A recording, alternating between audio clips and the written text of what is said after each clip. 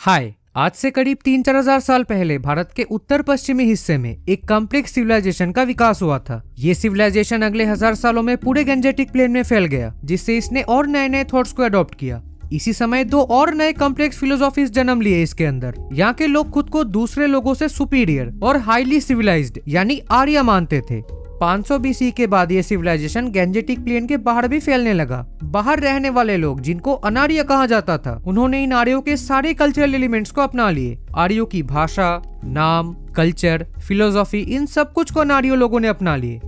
From the common era, जब आर्यों ने खुद के ही एक ट्रेंड को बदला, तब इन अनार्य लोगों ने भी इस नए ट्रेंड को अपना लिया। कुछ ऐसे साउंड्स जो आर्यों के भाषा में तो होते थे बट इन लोगों के भाषा में नहीं होते थे, उन साउंड्स को भी अनार्य लोगों ने अपना लिए और इसको लिखने के लिए अपने वर्णमाला में कुछ नए अल्फाबेट्स को शामिल किए। हालांकि बाद में इन लोगों ने आर्यों के भाषा में लिखना बंद कर दिए, अपने ही भाषा में लिखना चालू किए। फिर भी ये लोग आर्यों के भाषा से अपने आप को अलग नहीं रख पाए। तो आर्यवर्त से दक्षिणापथ में कल्चर की इस विस्तार को आर्यनाइजेशन या संस्कृताइजेशन कहा जाता है। हालांकि इन अनार्य लोगों के भी बहुत बड़ा कल्चरल एलिमेंट्स आर्यों के कल्चर के साथ ब्लेंड हो गया है। एसिमिलेशन के बजाय यहाँ पे एमलगमेशन हुआ है, बट ये आज का विषय नहीं है। खैर, मेन बात यह है, इतने लंबे समय तक प्राकृत और संस्कृत में लिखते लिखते इनके रिटन लैंग्वेज इन दो भाषाओं से हेवीली इन्फ्लुएंस्ड हो चुकी है। इतना ज्यादा कि अगर आप इनके कोई रिटन स्पीच को सुनोगे तो आपको एक अंदाजा हो जाएगा कि बात किस बारे में हो रहा है। ಗೆಳೆಯರೆ, ಲೋಕಸಭಾ ವಿರೋಧ ಪಕ್ಷದ ನಾಯಕ ಸ್ವಯಂ ಘೋಷಿತ ಸಂವಿಧಾನ ರಕ್ಷಣಾ ಹೋರಾಟಗಾರ ರಾಹುಲ್ ಗಾಂಧಿ ವಿರುದ್ಧ ಅಲಹಾಬಾದ್ ಹೈಕೋರ್ಟಲ್ಲೊಂದು ಪ್ರಕರಣ ದಾಖಲಾಗಿದೆ। तो एक दिन मेरे इंट्रोवर्ट मन को ये ख्याल आया कि अगर ये लोग हमारी तरह इंडो आर्यन लैंग्वेजेस में ही बात करते, कश्मीर से कुमारी तक एक ही लैंग्वेज फैमिली एग्जिस्ट करता। आप बोलोगे ऐसा कैसे पॉसिबल है? 25-30 करोड़ लोग अपने समृद्ध भाषा को छोड़कर प्राकृत को अपना लेंगे, कैसे? असल में ऐसा पॉसिबल है। ये कुछ वैसे ही होगा जैसे साउदर्न चाइना के लोग आज चाइनीज बोलते हैं। याद है, मैंने एक वीडियो बनाया था चाइना और भारत में कुछ स्ट्रेंज सिमिलैरिटीज के बारे में। उसमें आपको हुआशिया के बारे में बताया था, एक एंशिएंट चाइनीज नेशन आर्यवर्त की तरह, जिसके चारों तरफ यी जनजाति रहते थे। तो हुआ क्या था, हुआशिया से बारबारियन लैंड्स पर हान डायनेस्टीज के कॉन्क्वेस्ट के चलते साउदर्न बारबारियन यानी बाईवे, जिनका अलग एक भाषा और कल्चर था, वो कम्प्लीटली हान कल्चर में समा गए थे। ये लोग हान लोगों के भाषा और कल्चर को पूरी तरीके से अपना लिए थे, जिसके ही कारण आज हुलुन बीर से लेकर शेनजेन तक सिर्फ एक तरह की ही भाषाएं बोली जाती है। तो इस वीडियो के लिए अगर हम हुआसियासाइजेशन या सिनिसाइजेशन को इंडियन कंटेक्स्ट में अप्लाई करें, माने जैसा चीन और हान डायनेस्टी ने बाईवे लैंड में किया था, वैसा अगर नॉर्थ इंडियन डायनेस्टी साउथ में करता, तो दक्षिणापथ में भी बाईवे के तरह एक कल्चरल एसिमिलेशन प्रोसेस देखने को मिलता। तो आज हम इसी के बारे में बात करेंगे। ऐसा करने के लिए इंडियन डायनेस्टीज को चाइना से क्या क्या चीजें सीखनी पड़ती। मान लो मैं हूँ कृष्ण गुप्ता, मैं कर्नाटका और आंध्रा को विजय किया हूँ। अब अगर मैं आंध्रा और कर्नाटका के पराजित राजाओं के थ्रोन उनको वापस करके उन्हें अपना वसाल स्टेट बनाता, जो मुझे हर साल ट्रिब्यूट पे करेगा, तब क्या मेरा इन्फ्लुएंस उधर पे होता? नहीं, ग्राउंड लेवल पर मेरे शासन का कोई इम्पैक्ट ही नहीं पड़ता, बिकॉज डायरेक्टली रूल तो वही कर रहा है। वो अपने कोर्ट में एक अलग भाषा को पैट्रोनाइज कर सकते हैं, अलग एक सेक्ट को पैट्रोनाइज कर सकते हैं, जिससे ऐसा हो ही नहीं पाएगा। एक और प्रॉब्लम है इसका, अगर मेरा बेटा किसी तरह से निकम्मा निकला तो वो लोग आगे बगावत कर सकते हैं। अगर बगावत सफल हुई तब तो वहां से मेरे डायनेस्टी का रूल समाप्त हो जाएगा। मेरे बेटे को उन पर फिर से आधिपत्य बनाने के लिए एक मिलिट्री कैंपेन लॉन्च करना पड़ेगा, जो इकोनॉमी और स्टेबिलिटी दोनों पर प्रेशर डालेगा। बल्कि अगर मैं आंध्रा और कर्नाटका को विजय करके वहां के रूलिंग डायनेस्टीज को एग्जीक्यूट करके उन जगह को अपने हिसाब से डिवाइड करके एक एक विभाजित इलाकों में गवर्नर सेंड करता, एक कॉमन ब्यूरोक्रेटिक सिस्टम तैयार करता चाइना के कन्फ्यूशियस टीचिंग्स की तरह, और आगे वो लोग बगावत ना कर पाए तो 70 से 80 हजार आर्मी को उधर स्टेशन करता, तब क्या होता? आंध्रा और कर्नाटका पर मेरा डायरेक्ट कंट्रोल होता। मैं जो चाहता उनके साथ वही कर पाता। मैं जिस भाषा जिस धर्म को पैट्रोनाइज करता उनको वही मानना पड़ता।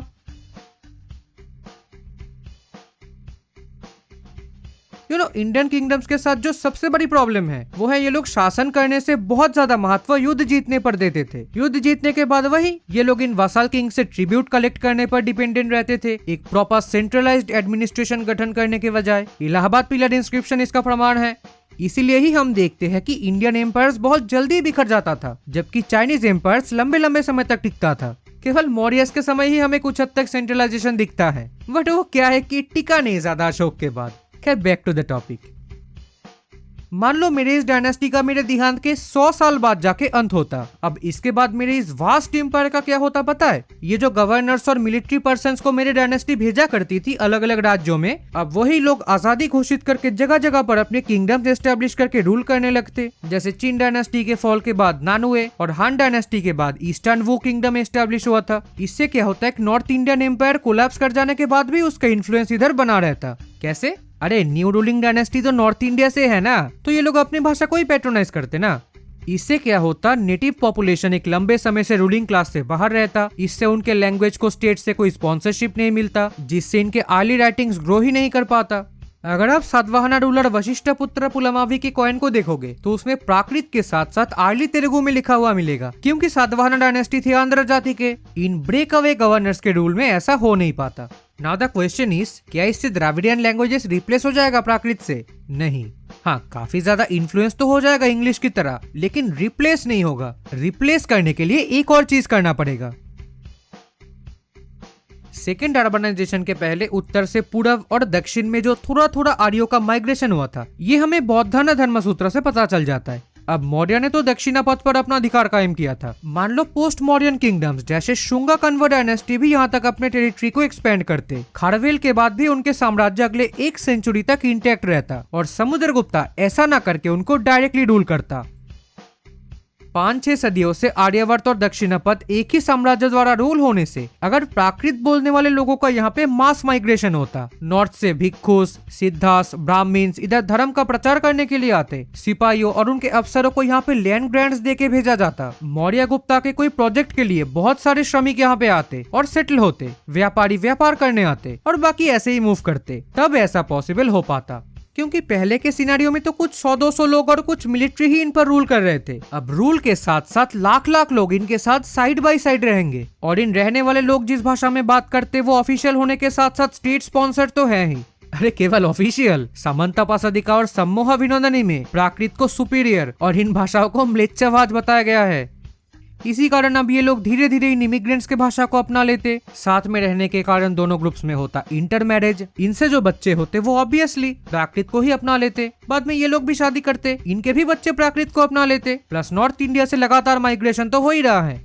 ये सिलसिला चलते चलते हम देखेंगे कि जब इन दो बाप बेटों ने भारत पर हमला किया था, तब तक दक्षिणापथ पूरा न्यू आर्य लोगों से भर जाएगा, जिनका भाषा होगा दक्षिणी प्राकृत। जो प्योर लोग बचेगा आर्यों के इन्फ्लुएंस से बाहर, घाट, नीलगिरी, सह्याद्री के पहाड़ी इलाकों पर केवल वहाँ के लोग ही द्रविडियन लैंग्वेजेस को आगे कंटिन्यू करते, चाइना के मियाओ, दाई जैसे ट्राइब्स की तरह।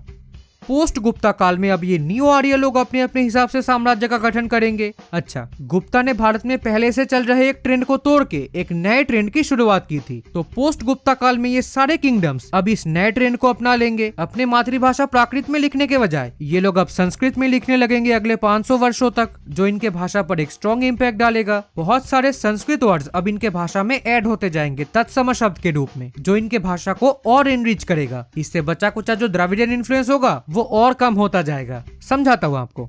कॉल लाउडली, इसको फोक बंगाली में कहते हैं हाक पाड़ो। अगर मैं इसे संस्कृताइज्ड वे में कहूँ तो इट विल बी उच्चस्वरे डाको। वीडियो में आप गौर करोगे मैंने केवल कर्नाटका और आंध्रा पर ही फोकस किया है, तमिलगम को डिस्कशन से बाहर ही रखा। ऐसा करने का एक कारण है मौर्यंस का तमिलगम पर कोई कंट्रोल नहीं था। अशोक के 2nd और 13th रॉक एडिक्ट में हमें चोल, पांड्या, केरला पुत्रस का मेंशन मिलता है, जिनके साथ मौर्यंस का एक फ्रेंडली रिलेशन था। हालांकि कुछ संगमेरा सॉन्ग्स में तमिलगम पे मौर्यन इनकर्षण का वर्णन मिलता है, जिसमें वादुकार्स ने उनका साथ दिया था। दूसरा कारण है इनका पहले से ही खुद का एक सेपरेट नेशनहुड का कंसेप्ट एग्जिस्ट करता था। साथ में इनके राइटिंग ट्रेडिशन भी कन्नड़ा तेलुगु के तुलना में काफी पुरानी है। तो इस जगह को कॉन्कर करने के लिए कलिंगा वॉर जैसा एक ब्लडी वॉर होता। ऑब्वियसली मौर्य ऐसा नहीं करते। पोस्ट मौर्यन और पोस्ट गुप्ता किंगडम शायद इन लोगों को सब्जुगेट करने की कोशिश करते। इस समय अगर यहाँ के चीफ्टेंट्स को थोड़ी ऑटोनॉमी देके डेक्कन के प्राकृत स्पीकिंग डायनेस्टीज लंबे समय तक यहाँ पे रूल कर पाते, और इस रूल के समय अगर डेक्कन से प्राकृत स्पीकिंग लोग यहाँ के प्लेन रीजन में सेटल होने लगते, तब आज तमिल्स की स्थिति चाइना के चुआंग लोगों के जैसा होता। तमिलनाडु और केरला चाइना के गुआंगशी जैसा हो जाता।